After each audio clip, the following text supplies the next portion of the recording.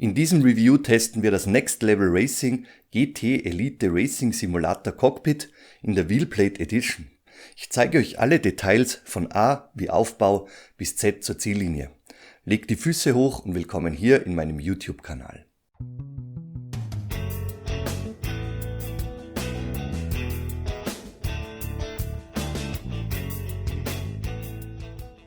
Zu Beginn wie gewohnt der Disclaimer. Next Level Racing hat dieses Testmuster zur Verfügung gestellt. Es gibt keine Auflagen oder Vorgaben hinsichtlich dieses Reviews und ich bin kein Teilnehmer eines Affiliate-Programms des Herstellers. Doch nun kann's losgehen. Kapitel Nummer 1: Das Unternehmen. Next Level Racing ist ein in Australien ansässiges Unternehmen, das seit vielen Jahren komplette Rigs samt Sitzen, Wheelstands und auch Motion-Lösungen anbietet. Diese werden dann über Distributoren weltweit verkauft. In meinem Kanal findet ihr einige Reviews zur Next Level Racing Produktpalette. Klickt auf Videos und blättert etwas zurück, falls ihr diese Reviews nachholen wollt. Weiter geht's mit Kapitel Nummer 2, die Preise und das Zubehör. Die auf der Next Level Homepage gelistete unverbindliche Preisempfehlung beträgt 699 € für das bei mir hier getestete GT Elite Cockpit in der Wheelplate Ausführung. Optional kann das GT Elite mit diversem Zubehör, Keyboard- und Maushalterung, Monitorhalterung bis hin zu Motion-Lösungen erweitert werden. Geliefert wird das GT Elite in einer etwa 40 Kilogramm schweren Umverpackung. Alles wurde extrem sicher und dick gepolstert verpackt. Die Teile sind perfekt gereinigt und es gibt keine Spänereste oder Verschmutzungen.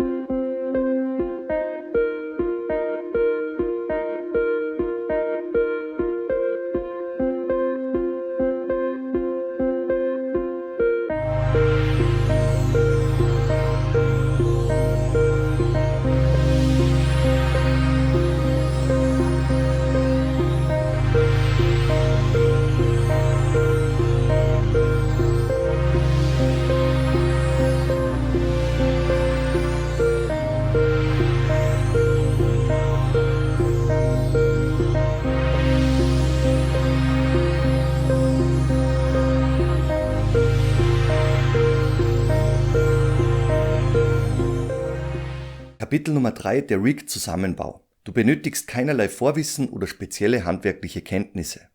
Es ist alles selbsterklärend. Im YouTube-Kanal von Next Level Racing sind sehr gut gemachte Zusammenbau-Tutorials verfügbar und die beigepackte Anleitung ist ebenso vorbildlich ausgeführt. In 2 bis 3 Stunden sollte der Zusammenbau des GT Elite erledigt sein, wenn du es gemütlich angehen lässt. Next Level Racing liefert das komplette Schraubenmaterial und das benötigte Werkzeug mit, ebenso für die Montage deiner Peripherie.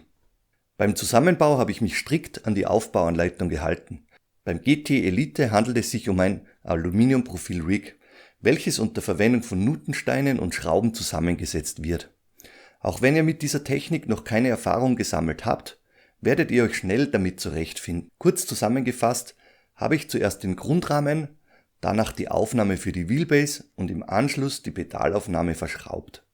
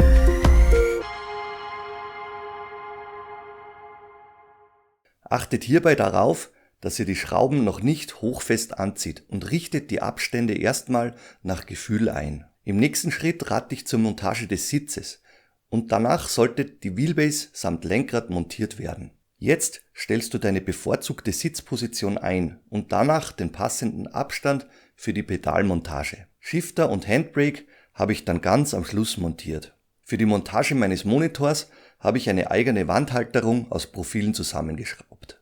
Weiter geht's mit Kapitel Nummer 3, die technischen Details. Der Grundrahmen benötigt mindestens 1200 x 560 mm Platz, ohne die seitlichen Anbauteile. In meinem Fall stehen die Pedal- und Sitzaufnahme stirnseitig ein paar Zentimeter über die Grundkonstruktion heraus. In der Höhe misst das Rig 860 mm und mit meinem Monitor wächst die Höhe auf ca. 1200 mm. Mit der Wheelbase-Halterung wächst die Breite auf 660 mm, die Shifter- und Handbrake-Halterung nimmt 170 zusätzliche Millimeter entweder links oder rechts in Anspruch. Das Gewicht beträgt, wie bereits erwähnt, um die 40 Kilogramm. Der Grundrahmen ist aus Aluprofilen 80 x 40 mm ausgeführt. Bei der Wheelbase-Aufnahme kommen Profile derselben Baugröße zum Einsatz, die mit der 4 mm dicken Wheelplatte aus Metall verbunden werden. 40 x 40 mm Aluprofile bilden die Aufnahme für den Sitz und die Pedale. Die 4 mm dicken Sitzbrackets sind Teil des Lieferumfangs und werden direkt mit den Sitzstreben verschraubt. Unterseitig werden diese mit Filzgleitern versehen und können über die Klemmhebel werkzeugfrei angepasst bzw. geslidet werden. Ein für die Sitzverstellung üblicher Seatslider kann somit entfallen. Unterseitig ist die Montagemöglichkeit für den Buttkicker bereits im Lieferumfang enthalten. Kapitel Nummer 4, die Kompatibilität. Das Lochbild der Wheel- und Pedalaufnahme lässt die Montage der gängigen Hersteller zu. Logitech, Thrustmaster, Fanatec und Co-Lochbilder sind somit vorhanden. Benötigt ihr für SimioCube oder andere Wheelbases Anbieter eine seitliche oder frontseitige Aufnahme der Base, dann bietet Next Level Racing mit der Front and Side Edition die dafür benötigte Alternative an. Machen wir weiter mit Kapitel Nummer 5, die Materialauswahl und die Verarbeitung. Alle Bauteile wurden sauber und sehr passgenau verarbeitet. Alle Lochbilder und Zuschnitte, die passen exakt zueinander. Die Beschichtung und Eloxierung wurde ebenso nach bestem Standard umgesetzt. Gleiches gilt für die aufgedruckten Schriftzüge. Zum Einsatz kommen Profile aus Aluminium, die Flanschplatten und Wheelbase-Platte bestehen aus Eisen. Weiter geht's mit Kapitel Nummer 6, das ist die Optik. Das GT Elite ist durchgehend in Schwarz mit weißen Farbakzenten des Brandings ausgeführt. Der Look wirkt sportlich und leicht. Verglichen mit anderen üblichen Aluminium-Rig-Lösungen springen einige Designunterschiede ins Auge. Next Level Racing verzichtet auf die unschönen Winkelbrackets, um Profile miteinander verbinden zu können. An den nötigen Positionen wurden die Profile bei Next Level Racing durchgebohrt und mit den eingebrachten Schrauben verbunden. Die angeschrägte Wheelbase-Aufnahme lockert das Design ebenso auf. In Sachen Pedal- und Sitzaufnahme wirkt das GT Elite Cockpit solide und puristisch. Kapitel Nummer 7, die Einstellung der Aufnahme für die Wheelbase. Über die Profilkonstruktion lässt sich jeder Winkel und so gut wie jede Position einstellen. Mit je 2 Schrauben links und rechts lassen sich die Höhe sowie der Anstellwinkel anpassen. Ich habe meinen üblichen Anstellwinkel der Wheelbase von um die 15 Grad gewählt. Mein Tipp ist, die Aufnahme ungefähr in Position zu bringen, Schrauben leicht anziehen und dann die Wheelbase aufzusetzen. Danach Sitzposition einnehmen, provisorisch testen, gegebenenfalls nachjustieren und erst dann festziehen. In meinem Fall habe ich für die in diesem Test verwendeten Fanatec Podium DD1 Wheelbase einen Anstellwinkel der Wheelbase-Platte, wie bereits erwähnt, von 15 Grad gewählt. In Sachen Höhenverstellung hätte ich nach oben hin noch knapp 20 cm Spielraum, welcher somit unerschöpflich gegeben ist, auch wenn du viel größer als ich bist. Am Grundrahmen habe ich von vorne gemessen bei etwa 25 cm die Profile der Wheelbase-Aufnahme angebracht. Kapitel Nummer 8, die Stabilität der Wheelbase-Aufnahme. Und so kommen wir zum ersten Stresstest für das GT Elite Rig. Das sehen wir uns dann am besten live am Rig an. Viel Spaß damit. Kommen wir live zum Stabilitätstest der Wheelbase-Aufnahme. Hier im Fanatec Tuning Menü Das kennt ihr aus meinen Reviews, Force Feedback. Das knalle ich jetzt mal hoch auf 100%. Und dann gehen wir rein im Spiel. In diesem Fall Race Room. Den Force Feedback Multiplier setze ich hier auf 10 mal hoch, auf Maximum, auf Anschlag. Ihr könnt dann hier an dieser grünen Kurve erkennen, wie sich das Force Feedback verhält. Und dann werdet ihr sofort merken, bei den Lenkbewegungen geht dann diese grüne Force Feedback Kurve deutlich über den roten Bereich hinaus.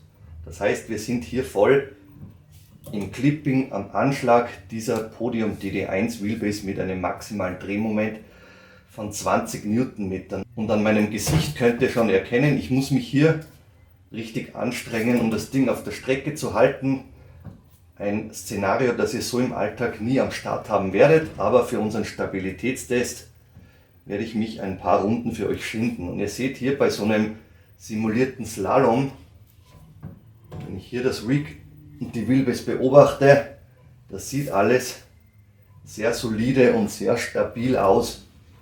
Eine leichte Wankbewegung, die könnt ihr eventuell erkennen.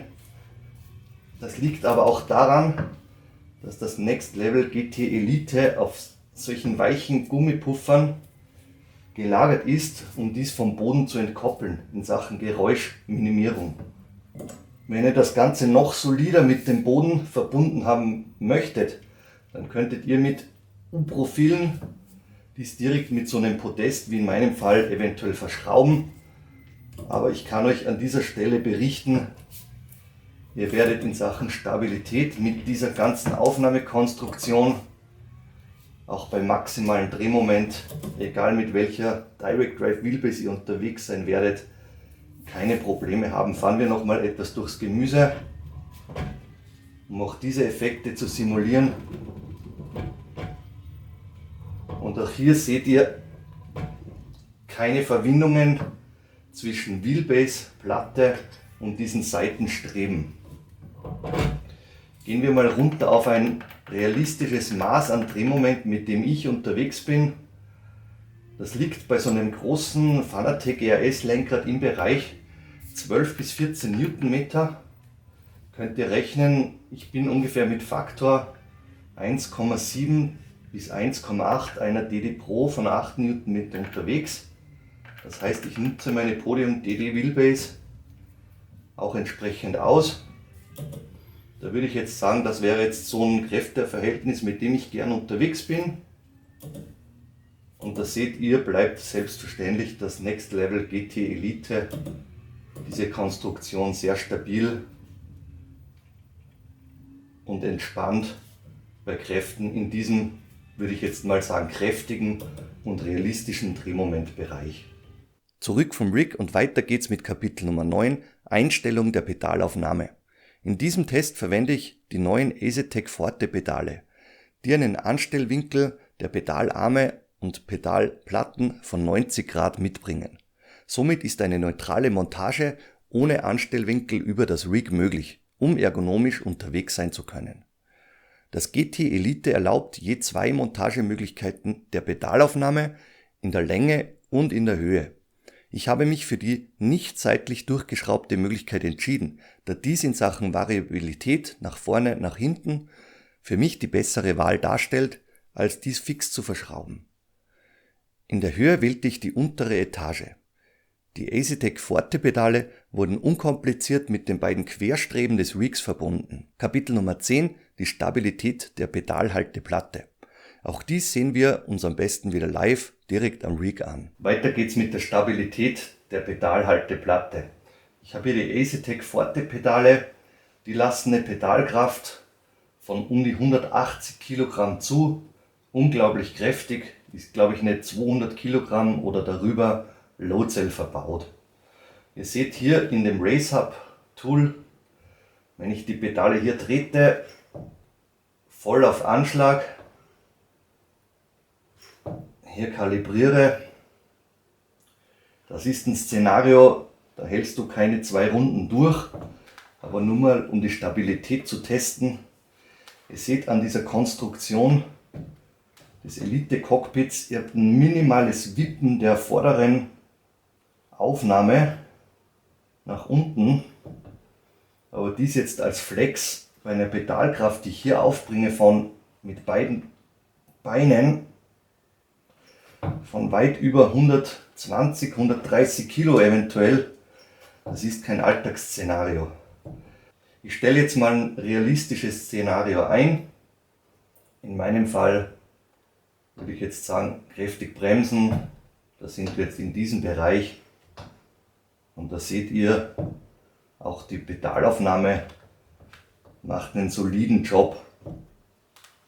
Gehen wir mal in-game, sehen wir uns das im realistischen Betrieb an. Hier mal kurz auf eine Runde gegangen. Ihr seht an der Pedal-App Gas, in der Mitte die Bremse, hier Vollbremsung. Da gehe ich jetzt ungefähr mit einer Pedalkraft von, ich würde jetzt schätzen, um die gut 70 Kilogramm ran. Das würde jetzt entsprechen einer Load Cell Power von 90 bis 100 Kilogramm. Da sind wir im Bereich etwas über Fanatec CSP V3, maximal Pedalkraft, sprich schon sehr kräftig unterwegs. Und ihr könnt vermutlich erkennen, ich muss die Bilder dann im Anschluss auswerten, dass auch hier die Konstruktion, die Pedalaufnahme des GT Elite wenig Probleme mit diesem Szenario hat. Machen wir an dieser Stelle nochmal kurz 2, 3 harte Anbremsmanöver, um das Alltagsszenario zu simulieren. Hier in Brands Hatch und jetzt auf die Kurve hingebremst. Wunderbar.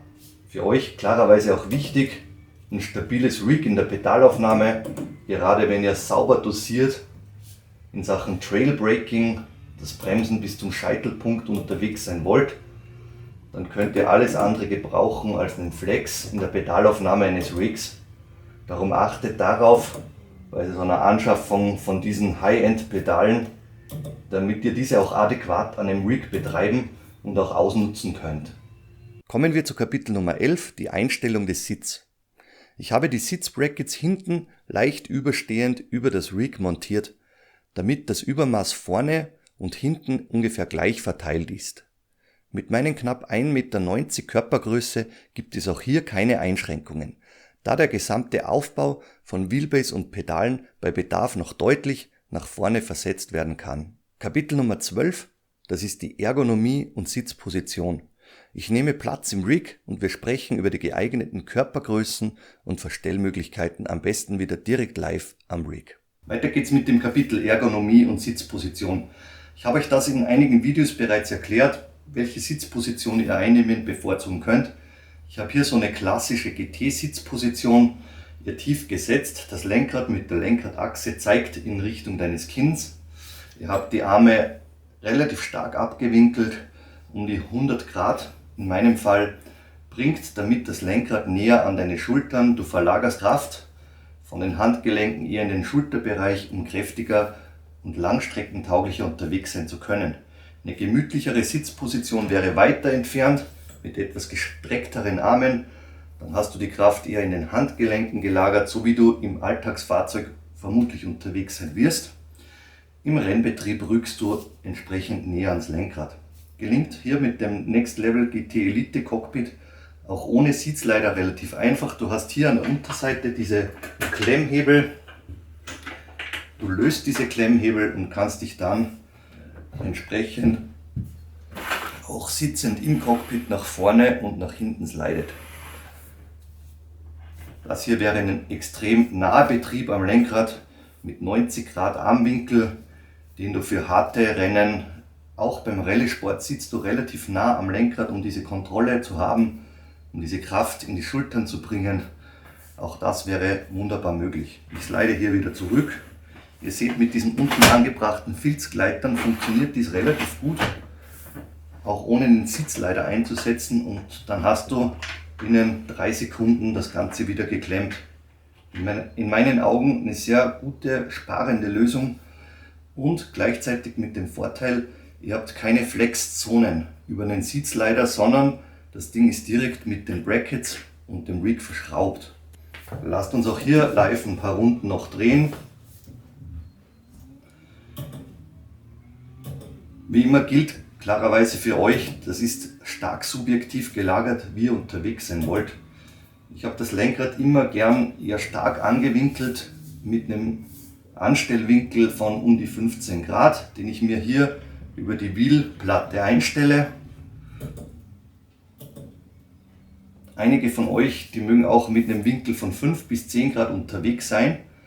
Achtet darauf, mit welchen Wheelbases ihr unterwegs seid. So eine Fanatec Podium oder die anderen meisten Direct Drive Wheelbases wie Fanatec DD Pro, Simucube und so weiter und so fort, die bringen euch übers Gehäuse keinen Anstellwinkel mit.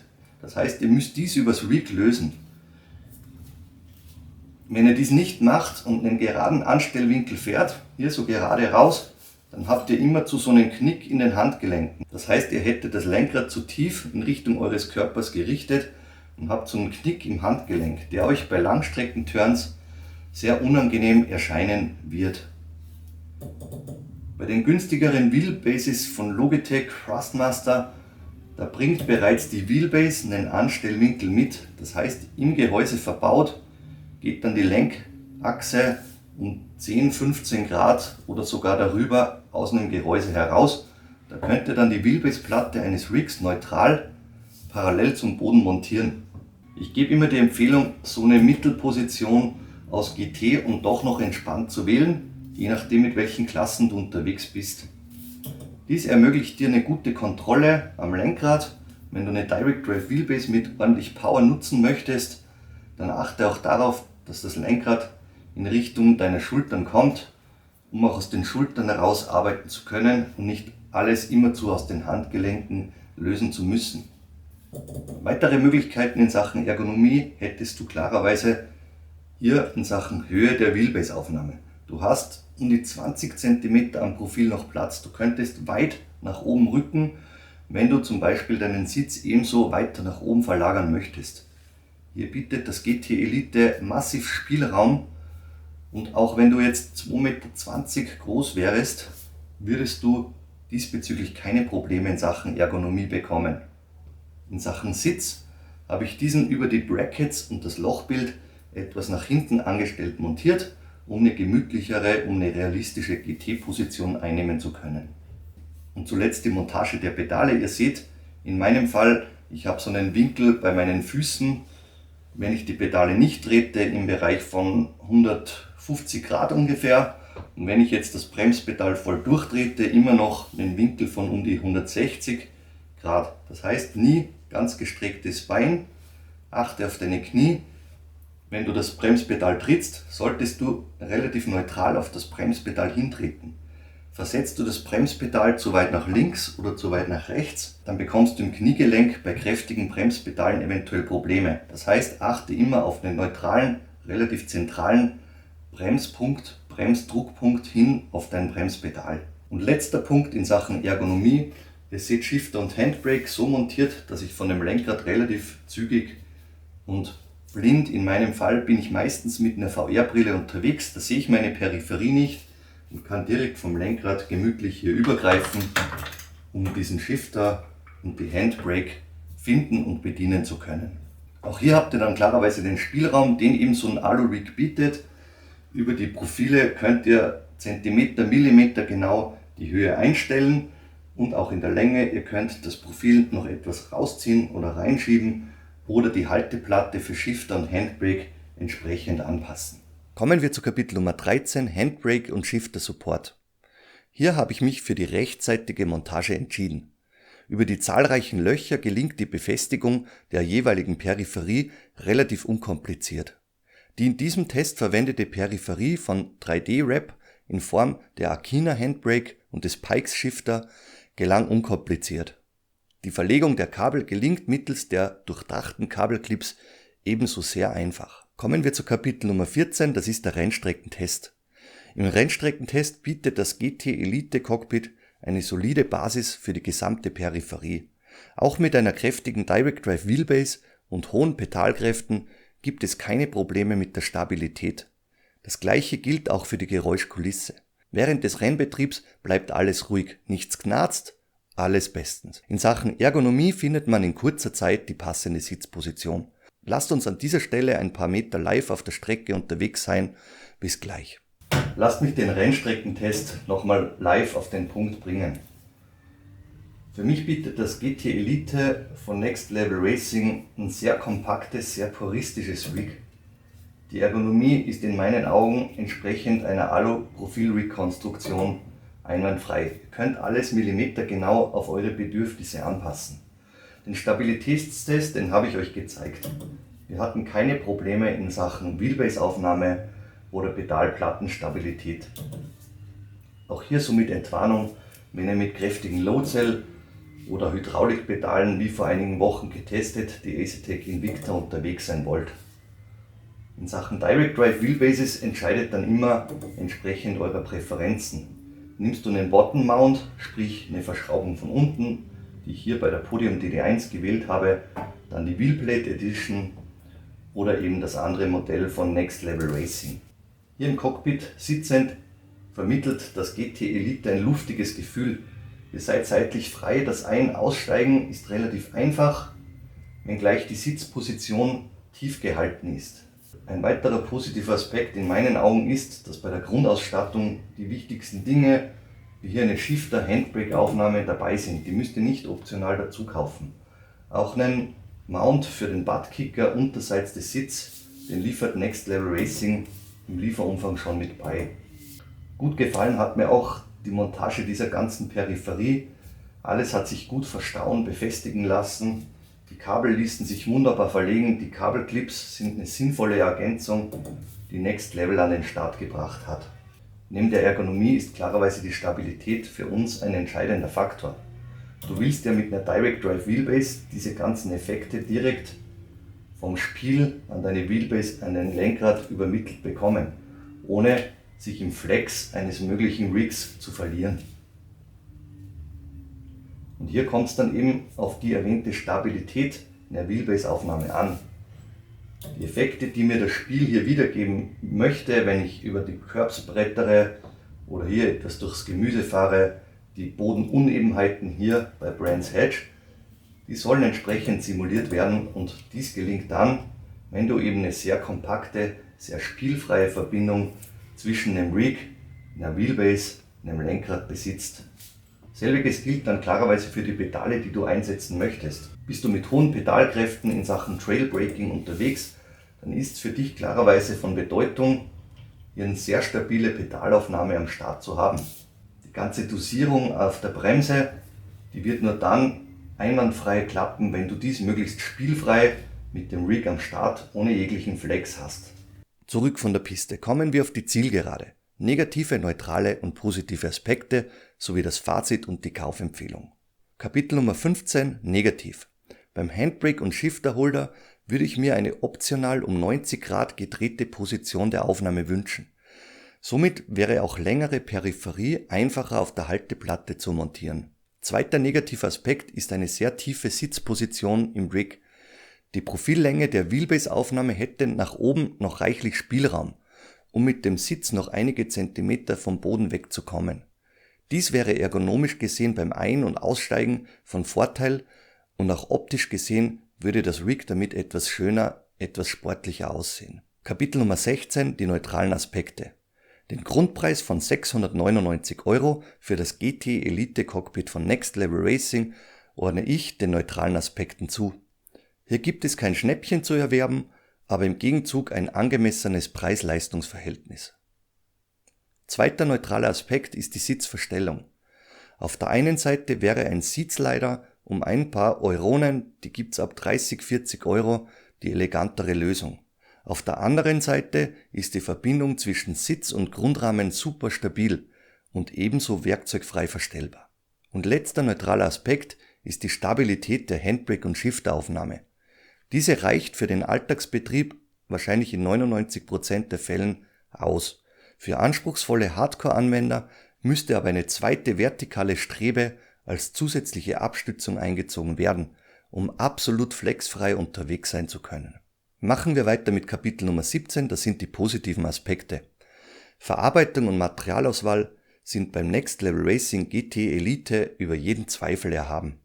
Die Kompatibilität und Variabilität sind weitere Pluspunkte, die das GT Elite bietet. In Sachen Pedalaufnahme ist die Stabilität und Zugänglichkeit durch die 2-Streben-Lösung sehr zufriedenstellend und hebt sich von durchgehenden Pedalplattenlösungen ab.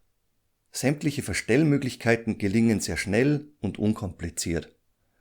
Ebenso gut gelungen ist die Wheelbase-Aufnahme, die sehr solide und leicht verstellbar einen guten Job macht. Next Level Racing hat sich die Kritik der damals unzureichenden Kabelclips zu Herzen genommen. In diesem Punkt ist Next Level Racing der für mich erste Anbieter, der hochwertige Kabelclips zur Verfügung stellt und das Verlegen der Kabel zum Kinderspiel macht. Und letzter positiver Aspekt sind die vielen Designlösungen, mit der sich Next Level Racing von vielen eher langweiligen Alu-Profil-Rig-Anbietern deutlich abhebt. Die schräg angestellte Wheelbase-Aufnahme seitlich ist dabei ein wichtiges Designelement. Detaillösungen wie freigestellte Abdeckplatten lassen die Aluprofile stirnseitig deutlich edler wirken. Und die in meinen Augen beste Designentscheidung ist es, auf die unschönen Aluwinkel für die Verbindung der Profile zu verzichten. Next Level Racing entscheidet sich für Durchgangslöcher im Grundrahmen und in den Seitenstreben. In Kombination mit sehr wertig ausgeführten Flanschplatten ist dies eine runde Sache und lässt für mich das erste Mal ein Alu-Profil-Rig zumindest im Ansatz stylisch aussehen. Weiter geht's mit Kapitel Nummer 18, das ist das Fazit und die Kaufempfehlung. Next Level Racing spricht mit dem GT Elite anspruchsvolle Anwender an, die ein Cockpit für viele Einsatzzwecke suchen. Die optionalen Erweiterungsmöglichkeiten sind sehr vielfältig, beachtet hierbei aber den Gesamtpreis im Hinterkopf. Damit ihr loslegen könnt, muss ein Sitz und eine Monitorhalterung budgetiert werden. Subsumiert kommt ihr dann im Gesamtpaket auf alle Fälle in Richtung 1000 Euro oder darüber. Im Gegenzug bietet das GT Elite alle ergonomischen Vorteile, die ein Alu-Profil-Rig eben mit sich bringt. Zusätzliche Anbauten oder Adaptierungen sind spielend leicht umsetzbar, ohne die Bohrmaschine in die Hand nehmen zu müssen. Vor dem Ausblick nehmt euch bitte Zeit und lasst mich wissen, was ihr vom Next Level Racing GT Elite Cockpit haltet. Und ich würde mich freuen, wenn ihr einen Like und ein Abo dalässt. Kapitel Nummer 19, der spannende Ausblick. Weiter geht's mit dem in Kürze erscheinenden Review zu den neuen Pedalen von Asetek. Mit den Asetek Forte teste ich gerade die unter der Invicta angesiedelte Low-Cell-Pedallösung und eines vorweg, auch hier zeichnet sich ein sehr guter Erstauftritt für Asetek ab. Ein weiteres Projekt von 3D-Rap läuft derzeit bei mir im Test. Der Pikes Shifter und die Akina Handbrake sind im Testlauf und werden in einigen Wochen zum Review herangezogen. Und ein weiteres Rig wartet auf euch.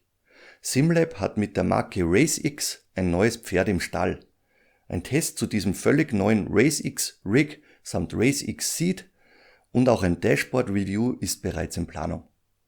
Vielen Dank fürs Dabeisein und euren Support in meinem Kanal. Ich freue mich, bis zum nächsten Mal, euer Ron.